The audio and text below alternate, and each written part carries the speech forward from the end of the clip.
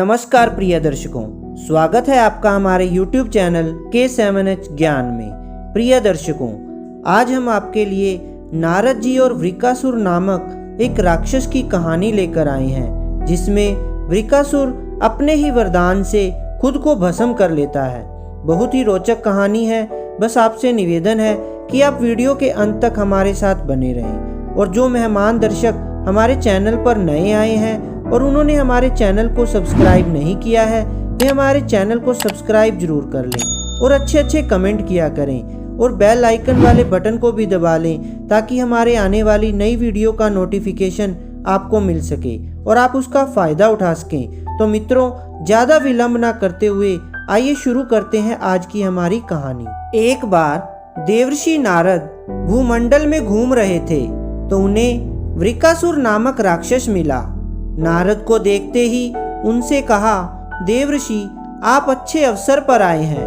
मैं आपसे एक सलाह लेना चाहता हूँ। बताइए, ब्रह्मा, विष्णु और महेश में कौन से ऐसे देवता हैं जो शीघ्र और थोड़ी ही तपस्या में प्रसन्न हो जाते हैं? नारद ने सोचा, यह असुर इस समय जैसा अपना जीवन बिता रहा है, आगे भी ऐसे ही बिता सकता है, पर लगता है अब यह त्रिदेवों में किसी की विशेष आराधना कर बलशाली होना चाहता है। वर पाने के बाद इसकी आसुरी शक्ति बहुत ही प्रबल हो जाएगी। फिर यह ब्राह्मणों, ऋषियों तथा देवों को सताया करेगा। नारद यह सोच तो रहे थे, पर वृकासुर के प्रश्न का उत्तर टालने का मतलब था अपने लिए संकट पैदा करना। यह सोच विचार करके देवर्षि नारद ने वृकासुर से कहा, वृकासुर, वैसे तो तीनों देवों में से तुम किसी की भी तपस्या कर अपना मनोरथ पूरा कर सकते हो। ब्रह्मा और विष्णु जल्दी प्रसन्न नहीं होते, उनके लिए बहुत वर्षों तक कठिन तपस्या करनी पड़ती है। यह भी हो सकता है कि तुम्हारी आयु समाप्त हो जाए और तपस्या पूरी ही ना हो। हाँ, भगवान शंकर ही ऐसे हैं जो थोड़ी आराधना से ही प्रसन्न हो जाते हैं। ओदड़दानी तो ऐसे कि अपने भक्त की इच्छा की पूर्ति के लिए कुछ सोच विचार ही नहीं करते। भक्त ने जो मांगा तत्काल ही दे दिया। तुम्हारी ही जाति के रावण तथा वाणासुर ने भगवान शिव की तपस्या से कितना वरदानी वर पाया था। अब तुम स्वयं विचार कर लो कि किसकी आराधना करनी चाहिए जिससे शीघ्र फल मिले। नारद जी के मुख से ऐसी बात सुनकर वृकासुर ने भगवान शंकर की ही आराधना करने का निश्चय किया और हिमालय के केदार क्षेत्र में जाकर शिव की आराधना करने लगा। उसकी आराधना से प्रसन्न होकर भगवान शंकर प्रकट होकर बोले, वत्स, मैं तुम्हारी तपस्या से प्रसन्न हूँ। निसंकोच कहो, क्या चाहते हो, वर मांगो। वृकासुर हाथ जोड़कर बोला, प्रभु, नारद ने कहा था कि आप शीघ्र ही प्रसन्न होकर वर देते हैं, पर इतने वर्षों की आराधना के बाद आपने दर्शन दिए, आप शीघ्र प्रसन्न नहीं हुए। इसका मतलब नारद ने मेरे साथ छल किया। अब आप प्रसन्न होकर वर देना चाहते हैं तो मैं भी वैसा ही कठिन वर चाहता हूँ। आप कृपा कर मुझे मारण वर दीजिए। मैं जिस किसी प्राणी के सिर पर मात्र हाथ भर रख दूँ, उसी का प्राणांत हो जाए। आप प्रसन्न है तो यही वर दीजिए। शंकर जी वृकासुर की यह आसुरी मांग सुनकर हतप्रभ हो गए, पर देवता का वचन था, पूरा करना था, अन्यथा मर्यादा नष्ट हो जाती।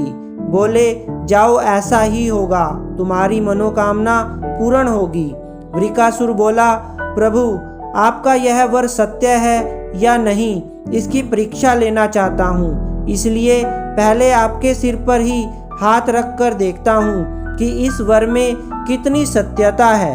असुर की ऐसी बात सुनकर भगवान शंकर अपने ही जाल में फंस गए। अब क्या करे, वह राक्षस ना कुछ सुनेगा न मानेगा। ऐसा सोचकर भगवान शंकर भाग गए। शंकर को भागता देख उसका क्रोध बढ़ गया। वह उनका पीछा करने लगा, कहने लगा, नारद की तरह आपने भी मुझसे छल किया है। वरदान की परीक्षा से डरकर क्यों भाग रहे हो? भागते भागते अंत में शिव विष्णु लोक पहुँचे और विष्णु को अपनी विपदा सुनाई। विष्णु ने हंसकर कहा, बिना सोचे विचारे वर देने का परिणाम अब पता चला। खुद ही प्राण बचाते भागते फिर रहे हो। बताओ मैं क्या करूं? आपके वर की सत्यता तो उसे सिद्ध करनी ही होगी। किसका सिर उसके आगे करूं? शिव ने कहा, नारायण नारायण, मुझे कोसने से मेरा संकट दूर नहीं होगा। कुछ करिए, अन्यथा वह यहाँ भी पहुँच जाएगा। भगवान विष्णु ने योग माया से एक वृद्ध तेजस्वी ब्रह्मचारी का स्वरूप बनाया और उधर चल पड़े जिधर से वृकासुर आ रहा था। कुछ दूर जाने पर वृकासुर आता दिखाई दिया। आगे बढ़कर उसे प्रणाम कर कहा, असुरराज, कहाँ भागे जा रहे हो? लगता है आप बहुत थक गए हैं। शरीर को विश्राम दीजिए। शरीर से ही सारे कार्य सिद्ध होते हैं, इसलिए इसे अधिक कष्ट मत दीजिए। आप सब प्रकार से समर्थ हैं, फिर भी मेरे योग्य कोई कार्य हो तो बताइए। एक तेजस्वी ब्रह्मचारी की बातें सुनकर वृकासुर ने शिव के वरदान तथा उसकी परीक्षा की बात बताई। इतना सुनते ही ब्रह्मचारी हंसा। असुरराज, तुम किसके वर की परीक्षा लेना चाहते हो? उस शिव की जिसका अपना कोई घर बार नहीं, जो भूत प्रेतों के साथ घूमता रहता है, वह भला किसी को क्या वर देगा? वर देने वाले तो दो ही देवता हैं, एक ब्रह्मा, दूसरा विष्णु। तुम उनकी आराधना करते शिव के पीछे बेकार दौड़ रहे हो। वर देने वाला तो स्वयं इतना शक्तिशाली होता है कि उसके वर का असर खुद उस पर हो ही नहीं सकता। उन्होंने तो तुम्हें झूठ मूठ का वर दिया है, तुम्हारी तपस्या तो व्यर्थ गई। ब्रह्मचारी की ऐसे बात सुनकर वृकासुर बड़ा निराश हुआ। उसका मनोबल टूट गया। कहने लगा, मुझे तो देवर्षि नारद ने कहा था कि शिव की आराधना करो, वे शीघ्र ही प्रसन्न होकर मन चाहा वर दे सकते हैं। ब्रह्मचारी ने कहा, तुम बड़े भोले हो, नारद पर विश्वास कर लिया। अरे वह तो ऐसा घुमक्कड़ साधु है जो सबको उल्टी ही सलाह देता है। उसकी सलाह से कभी किसी का भला होता ही नहीं।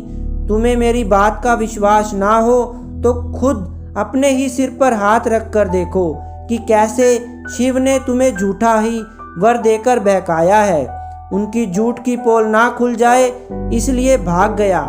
वृकासुर का मनोबल इतना टूट चुका था कि उसे उस ब्रह्मचारी की बात पे विश्वास हो गया कि शिव ने भी उसके साथ छल किया, उसे झूठा वर दिया है। उसका विवेक नष्ट हो गया। ऐसा सोचते हुए वर की सत्यता की परख करने के लिए उसने अपने ही सिर पर हाथ रख लिया।